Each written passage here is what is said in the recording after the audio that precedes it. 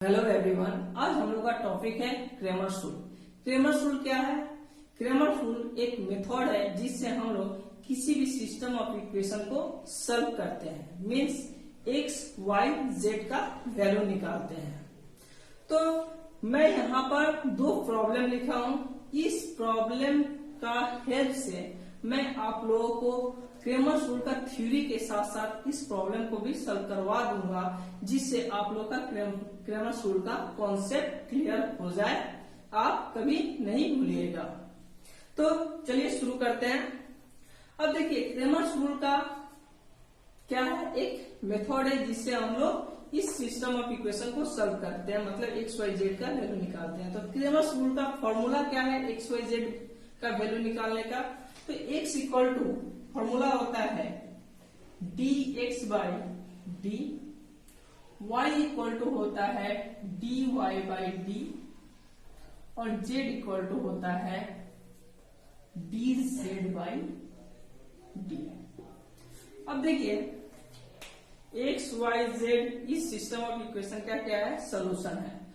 वो किस पर डिपेंड कर रहा है? dx by D, dy by D, dz by D. मतलब मुझे x y z का अगर वैल्यू निकालना है तो मुझे dx dy dz और d का वैल्यू चाहिए।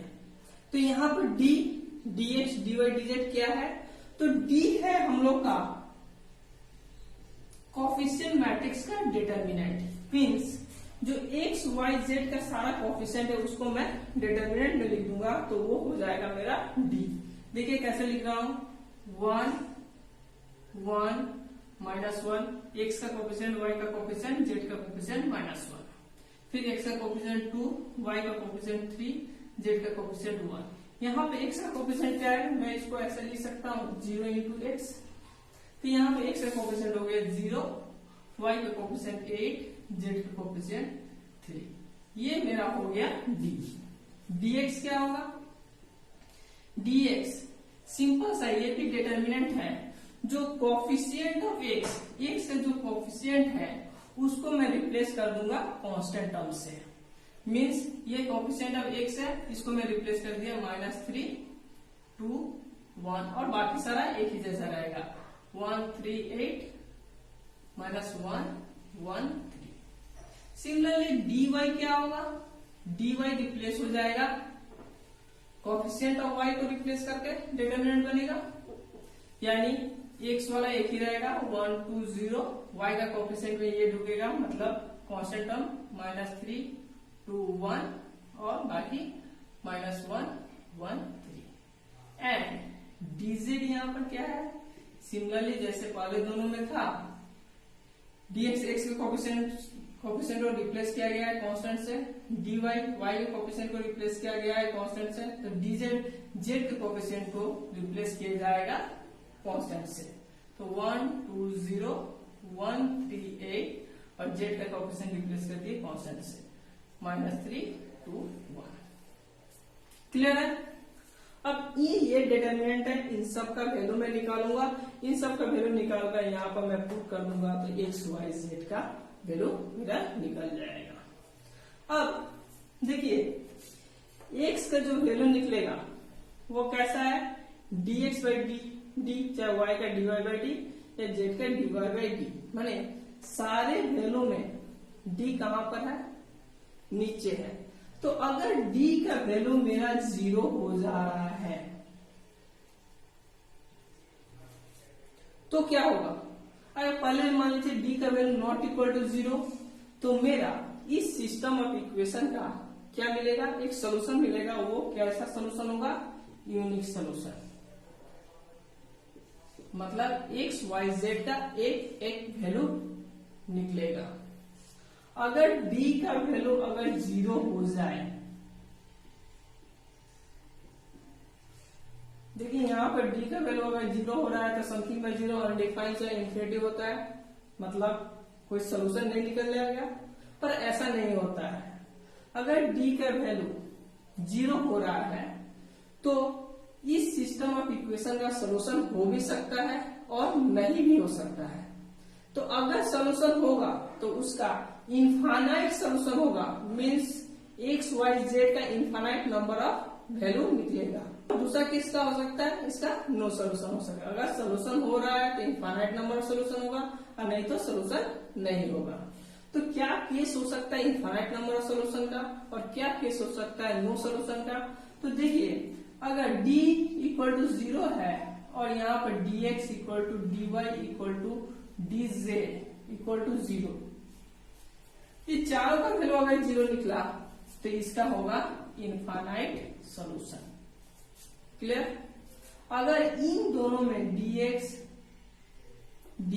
या dy या dz में से किसी एक का वैल्यू नॉट इक्वल टू 0 आ रहा है तो उसका सॉल्यूशन होगा नो सॉल्यूशन।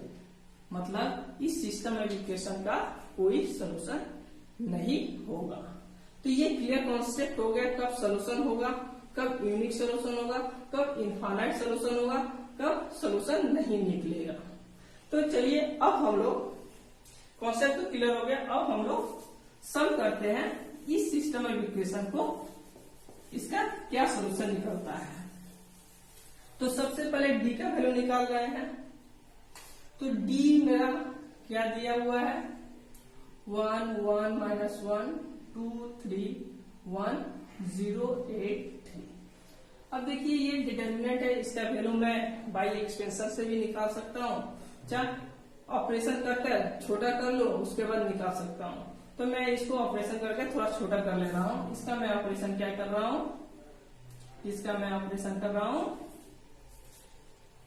देखिए यहाँ पर मैं लिख दे रहा हूँ R2 में ऑपरेशन कर रहा हूँ R2 माइनस 2 R1। तो क्या हो जाएगा, R1 में कोई चेंज नहीं है -1, R2 चेंज हो रहा है 2 से, R1 में 2 से मल्टीप्लाई करके घटाने से तो ये हो गया 0, ये घटाने से ये हो गया 1, ये घटाने से हो गया 3 और ये हो गया, इसमें तो कोई चेंज नहीं है, ये ऐसे लिख दिया। यानी अब मैं यहाँ से फर्स्ट कॉलम से एक्सपेंड करूंगा तो मुझे ये मिलेगा, यानी 3 माइनस 24, यानी इसका वैल्यू आ गया मेरा -21, यानी d का वैल्यू हो गया मेरा -21। अब निकाल लेते हैं dx। तो dx मेरा क्या है -3 2 1 1 3 8 -1 1 3। इसमें कोई ऑपरेशन करने से लाभ नहीं है, मैं डायरेक्टली इसको एक्सपेंड कर दे रहा हूँ। मैं फर्स्ट रो से एक्सपेंड कर रहा हूँ -3। ऐसे में एक्सपेंशन का वीडियो बना दिया हूँ, कैसे एक्सपेंड करते हैं डिटरमिनेंट को हम लोग किसी भी रो या किसी भी कॉलम से एक्सपेंड कर सकते हैं। तो 3 लिए तो ये मल्टीप्लाई होगा 3 9 माइनस 8 -1, इसका क्या है 6 माइनस 1 प्लस -1, ये हो गया 16 माइनस 3। तो इसका वैल्यू कितना आया, यहाँ पर -1, ये हो गया -3, ये हो गया -5, ये हो गया -30, यानी -21। क्लियर है। अब निकाल लेते हैं, dx मेरा निकल गया, अब dy निकालना है। dy में क्या है 1 2 0 -3 2 1 -1 1 3। क्लियर है।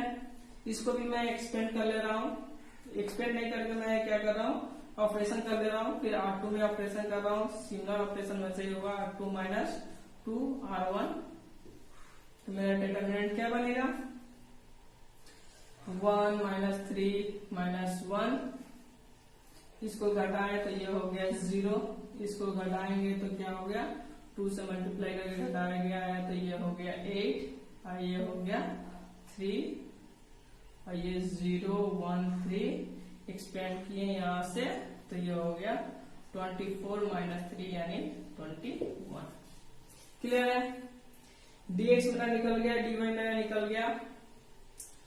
अब मुझे क्या निकालना है dz का वैल्यू निकालना है। तो चलिए मैं यहाँ पर dz का वैल्यू लिख दे रहा हूँ और यहाँ पर मैं निकाल दे रहा हूँ। ये मेरा dz का वैल्यू 120 138 -3 2 1। क्लियर है। अब यहाँ पर मैं dz का वैल्यू निकालूंगा, क्या आ रहा है। इसको भी मैं ऑपरेशन करके थोड़ा सा छोटा कर ले रहा हूं। यहाँ भी अब मैं ऑपरेशन क्या कर रहा हूं, R2 में ही R2 माइनस 2 R1 यानी 1 1 माइनस 3।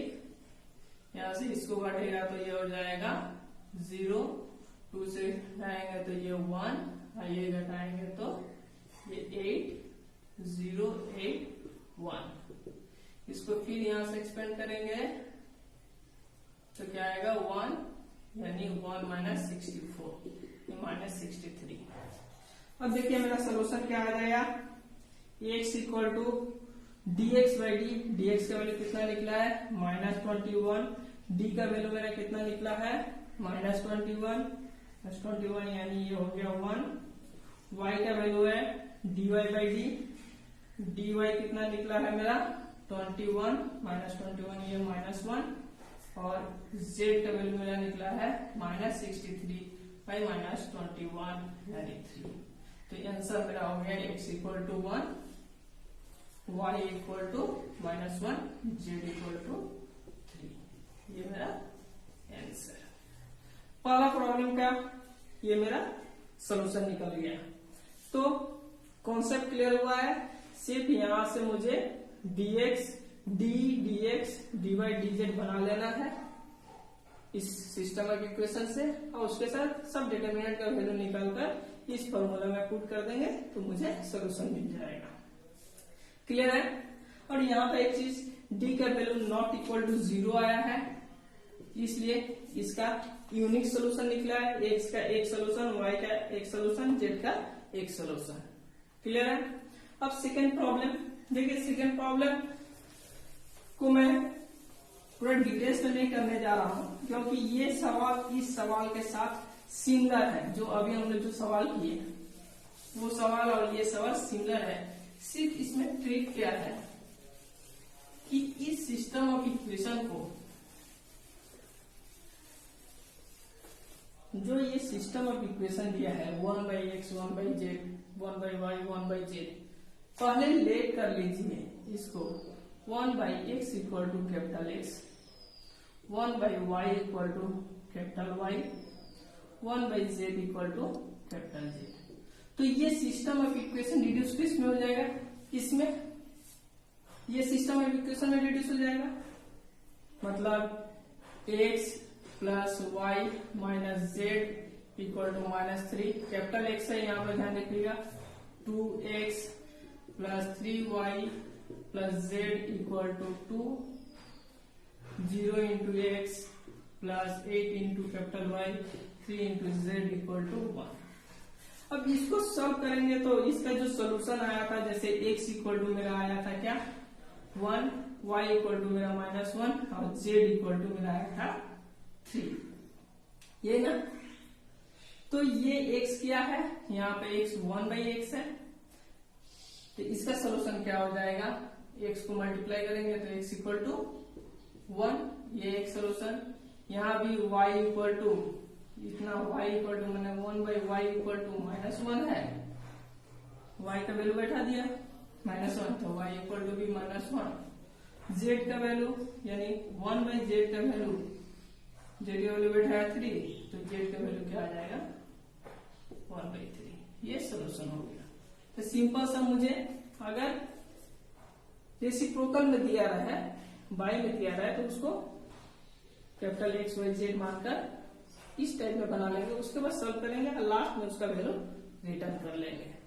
तो आशा करता हूं आप लोगों को clear rule, Cramer's rule totally clear हो गया होगा। Thank you.